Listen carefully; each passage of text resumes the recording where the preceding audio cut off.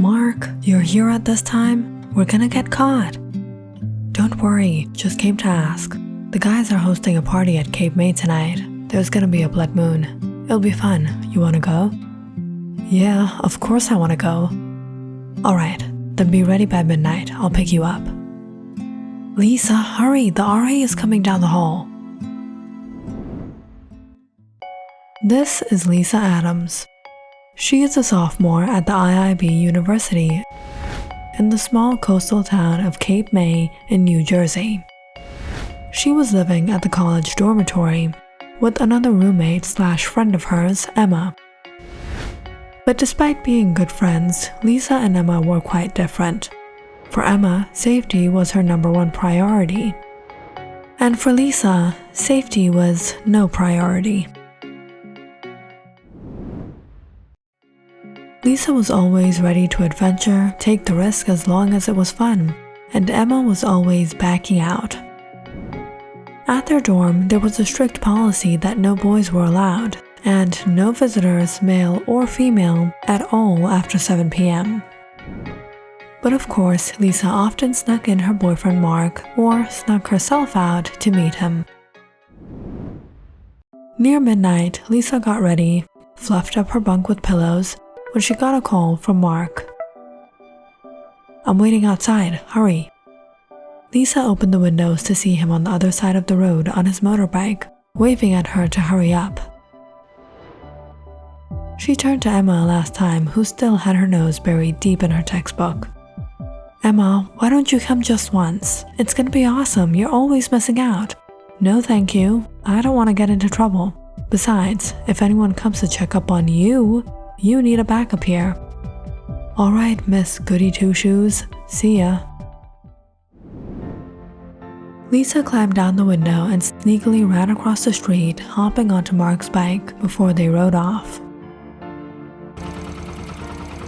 It took over an hour until the couple reached the bayside, where they met up with a few of Mark's close buddies. They had started a bonfire and arranged for a barbecue. Lisa found herself a sturdy log to sit, but just then Mark got up. You stay here, I'll get some drink with the guys, okay? Alright. Lisa suddenly found herself sitting all alone as Mark went off with his buddies. There was a cool breeze in the air, and the atmosphere was quite chilly tonight. Lisa pulled her cardigan tighter, feeling a shiver down her spine. She looked out at the glimmering waves in the distance and caught a glimpse of the slightly reddish moon. It was a beautiful night. The trees sway in the wind round about her as the minutes ticked by. Where's Mark? She thought, when she suddenly heard a rustle behind her. She turned around, assuming it was him, when she was startled seeing someone else. A tall, handsome man walked towards her from the woods, staring right into her eyes. As he neared her, and the clearer Lisa got to see him, she couldn't take her eyes off of him. Stopping right in front of her, he smiled. You look more beautiful under the moonlight. Have we met before? The man smirked, looking into her eyes, as he suddenly lifted his finger to the skies. Look at the moon. Lisa turned to see the blood moon, now deep red in the dark blue night skies. James?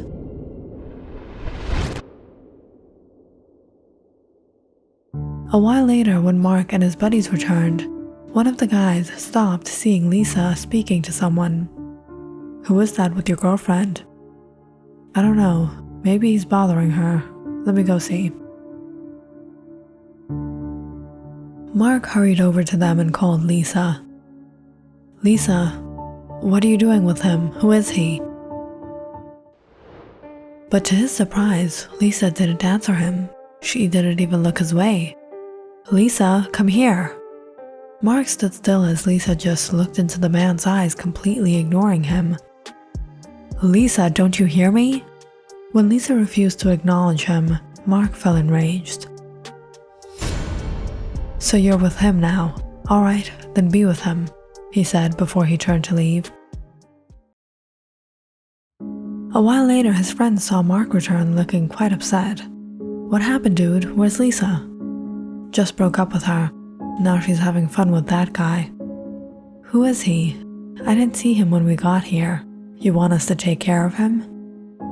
"Just leave it." "No, man, we can't just let him go."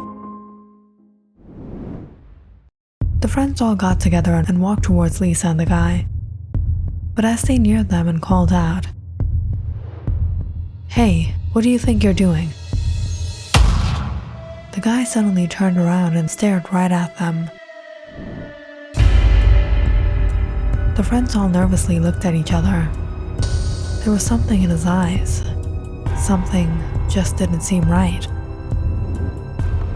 Mark watched as his friends all suddenly turned to come back. "What happened?" "That guy, he's just so cold." "I told you to leave it. If she wants to be with him, let her be with him."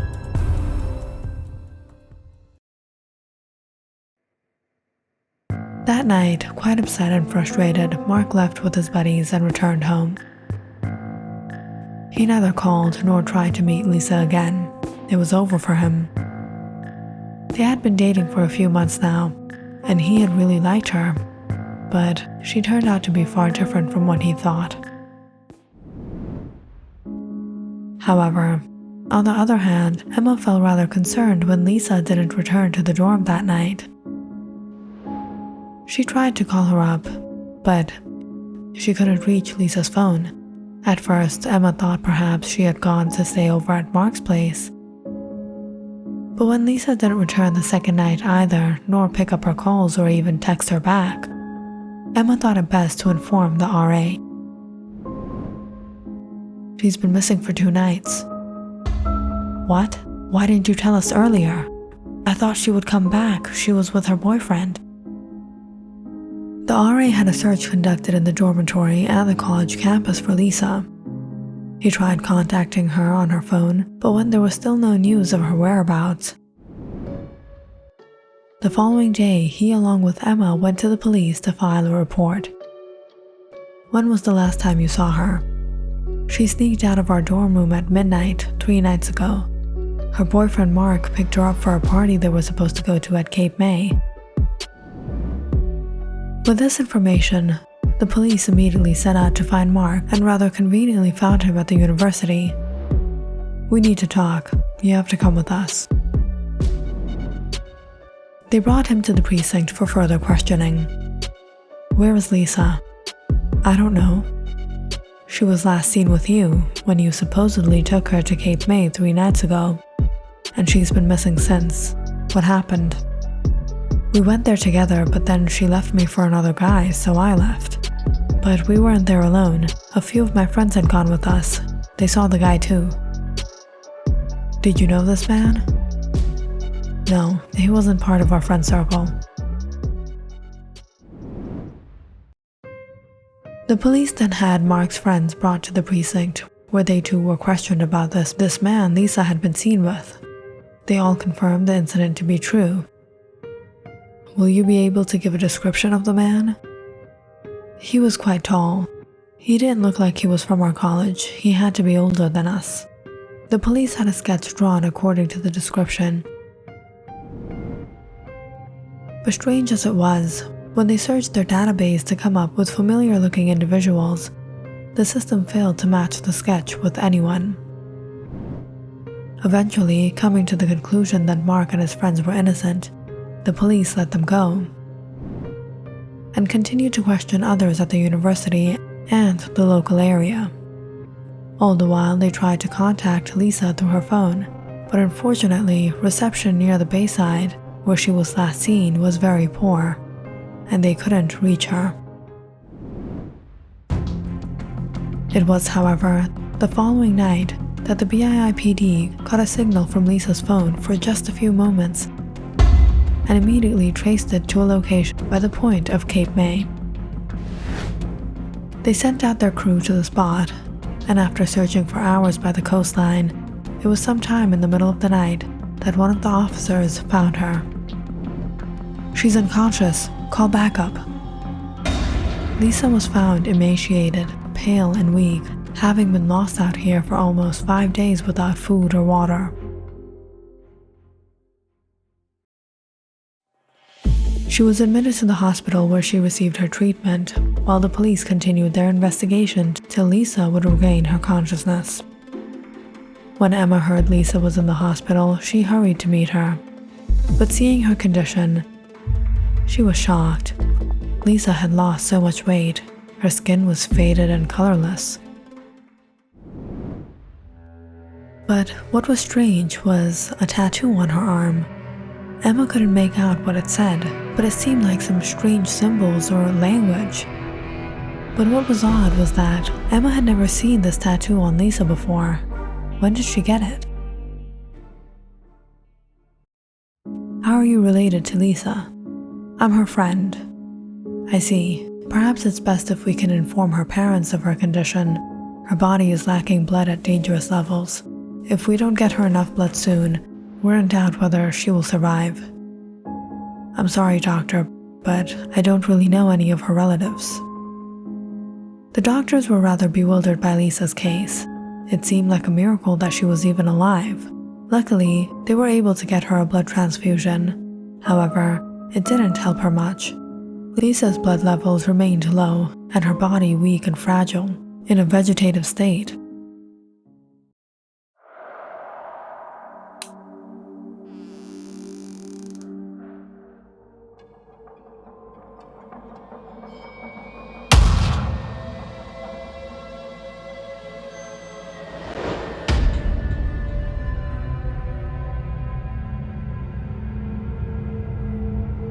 You were stubborn before, and after so many years, you're still stubborn.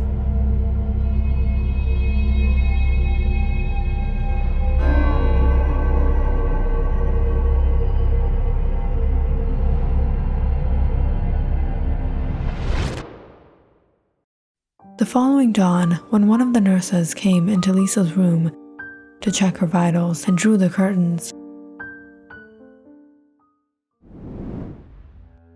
she was startled hearing Lisa's voice. Don't open the curtains. The bright light burns. You've woken up. The nurse immediately called for a doctor who then examined Lisa. Everything looks great. The tests have come back normal. You're recovering well. When can I go home, doctor? You'll be discharged today, but it's best you stay at rest for at least 2 weeks before you return to your usual routine. When the police were informed of Lisa's recovery, they came to visit her at the hospital again. What happened the night you went to Cape May? I don't remember. Try to recall. Did you meet anyone there? No, I don't remember anything. After Lisa returned to the dorm, she was given a temporary break from her classes due to her health condition. Lisa, what happened that night? I really don't remember anything, Emma. The police found you stranded at Cape May. You were missing for 5 days. And you don't remember anything? No.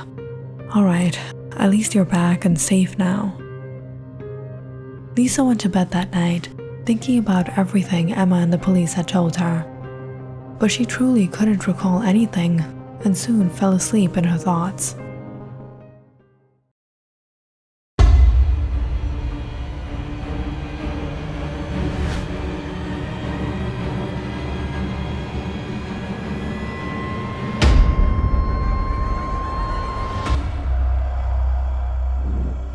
Emma jumped up startled when she heard Lisa shout in her sleep.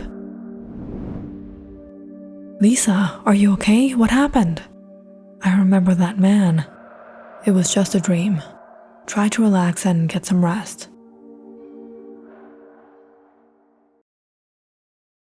For the next few days, Emma tried to be there for Lisa, but she noticed Lisa was quite different than before. Maybe there was something bothering her. She wasn't the cheerful person she used to be. She couldn't eat, complaining of a strange smell and taste to everything, and with every passing day her skin became paler and paler. She didn't socialize with anyone and rarely even spoke. But it was one evening that Lisa spoke to her. "Emma, I'm not feeling too well." "Okay, I'll call the doctors." "No, don't. I want to settle things with Mark. Can you please tell him to visit me?" "Lisa, I'll tell him, but he's been quite upset since that night. He didn't even go to see you while you were at the hospital. Please, Emma, bring him here." So that night, Emma called Mark and told him everything. Mark refused at first, but when he heard of Lisa's health, he felt for her and decided to come.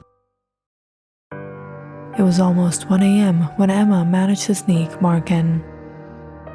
"I'll give you guys some privacy." As Mark sat down beside Lisa, Emma went out and stayed guard. But it was sometime later that she heard Mark yell from inside. She immediately ran in, but froze upon what she saw. Lisa stood there, blood dripping from her mouth. Her pale skin suddenly revived to color. But now, Mark's body lay in a horrible condition on the ground, his skin shriveled to the bone. Emma stepped back in horror as Lisa wiped herself. What have you done?" "You have to help me."